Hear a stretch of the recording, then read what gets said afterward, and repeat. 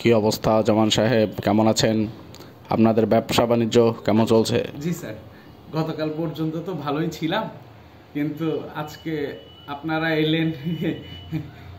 আজকে থেকে মনে হয় আর দিন ভালো যাবে না স্যার। জি স্যার। যাই হোক, কাজের কথায় আসি। আপনাদের সবই তো দেখছি বিদেশি পণ্য, কিছু প্রোডাক্ট নামান দেখি। স্যার এই যে দেখেন স্যার, এটা স্যার জার্মানি থেকে আনা, এটা স্যার আমেরিকার, আর এটা স্যার ফিলিপাইন থেকে আনা স্যার, আর এই যে এটা স্যার আপনার জাপান থেকে। তো এইসব জিনিস যে আপনারা বিদেশ থেকে এনেছেন, কোনো কাগজপত্র আছে? কাগজপত্র দেখান দেখি। স্যার এগুলোর কাগজপত্র কোথায় পাবো স্যার? এগুলো তো স্যার ওই যে বিদেশে যারা ঘোরার নামে যায় না স্যার, ওনারাই করে কি লাগেজ ভর্তি করে স্যার এগুলো নিয়ে আসে।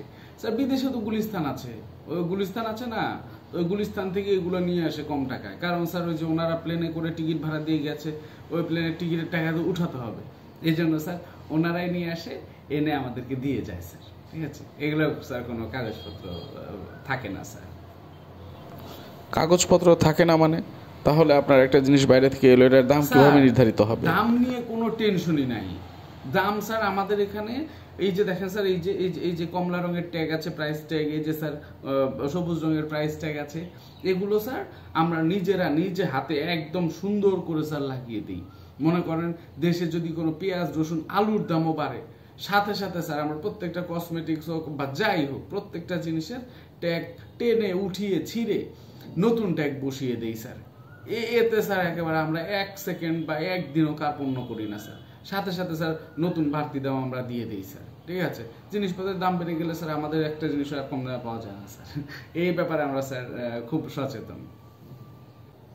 আচ্ছা, ওইদিকে তো কিছু চকলেটও রেখেছেন দেখি। দেখি ওগুলো কোথা থেকে এনেছেন? কেন স্যার? এগুলো তো স্যার আমাদের ওই লাগেজ পার্টিরা স্যার চকলেট আনে তো স্যার, আর বরঞ্চ ওনাদের চকলেট আনতে সুবিধা বেশি হয়। গুলিস্তানের গুলো তো মানে বিদেশের গুলিস্তানের গুলো তো আনেই স্যার। আবার যখন ওই যে দোকান, সরি ওই যে স্যার প্লেনে করে আসে না, প্লেনে তো স্যার ওনাদেরকে চকলেট খেতে দেয়, তো ওনারা করে কি ওগুলোও স্যার পকেট ভর্তি করে নিয়ে আসে। তাই স্যার এগুলো নিয়ে স্যার আপনার কোনো টেনশনের কিছু নেই স্যার, সব স্যার একেবারে অরিজিনাল অথেন্টিক ভালো জিনিস স্যার। আরে, এগুলোর একটারও তো কোনো মেয়াদ দেখতে পাচ্ছি না। এগুলোর মেয়াদ কোথায়? এগুলোর মেয়াদ নাই? আপনারা কি মেয়াদ ছাড়া চকলেট বিক্রি করেন নাকি? কি ব্যাপার, এসব বুঝতে পারলাম না। স্যার এগুলোর কোনো মেয়াদ দরকার হয় না তো স্যার, বিদেশি জিনিসের আবার মেয়াদ লাগে নাকি স্যার? বিদেশি জিনিস স্যার, আমেরিকার জিনিস, জাপানের জিনিস, এদের আবার মেয়াদ কি স্যার? এগুলো স্যার আজীবন খাওয়া যাবে, এগুলো কোনো সমস্যা নেই স্যার। আর এগুলো তো মনে করেন স্যার হয় কি, আমাদের দেশের যে সম্মানিত আপুরা আছে, আন্টিরা আছে, ওনারা শুধু প্যাকেটের গায়ে দেখে যে লেখা আছে কিনা মেড ইন আমেরিকা, আর হচ্ছে দেখে ডলার। এই দুটো জিনিস থাকলে স্যার আর কিচ্ছু লাগে না। যে জিনিসের যত দাম বেশি হবে সেই জিনিস তত ভালো ওনারা নিয়ে যায় স্যার। এগুলো নিয়ে কখনো স্যার আমাদের সাথে কোনো বাধাবাধি নেই স্যার, ওনারাও আমাদের উপর খুশি, আমরাও খুশি স্যার। আপনারা যে খুব খুশি সেটা আমি বুঝতেই পারছি, কিন্তু আপনারা যে এই যে জিনিসগুলো আনেন, এগুলোর উৎপাদনকারী কারা, সেরকম কোনো কাগজপত্র আপনাদের কাছে আছে কি? স্যার এই প্রশ্ন তো স্যার আমি উত্তর দিতে পারি স্যার, এর জন্য কাগজপত্রের কি দরকার স্যার? এগুলো হচ্ছে আমাদের সব জিনিস তৈরি হয় স্যার পুরান ঢাকায় আর হচ্ছে কেরানীগঞ্জে, আর আমরা কিনে আনি চকবাজার থেকে।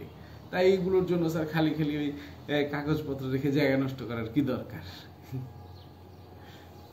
এতক্ষণে বলছেন সব কিছু চকবাজার থেকে এনেছেন, তাহলে এতক্ষণে এসব কি বলছিলেন? লাগেজ পার্টি অমুক তমুক প্লেনে করে নিয়ে আসে। স্যার আমি আসলে আপনার অনেক বড় ফ্যান, আমি এর আগেও স্যার আপনার অনেক অনুষ্ঠান দেখেছি, তো ওখানে আমি দেখেছি যে সবাই আসলে এই ধরনের প্রশ্ন করলে কি উত্তর দেয়, এই জন্য স্যার আমি আগে ওগুলো মুখস্থ করে রেখেছিলাম, তাই স্যার সব বলে দিয়েছি। দোকানে রেখেছেন নকল জিনিস, মেয়াদ ছাড়া জিনিস, আবার বলেছেন মিথ্যা কথা। এই ওনাকে 2 লাখ টাকা জরিমানা করো।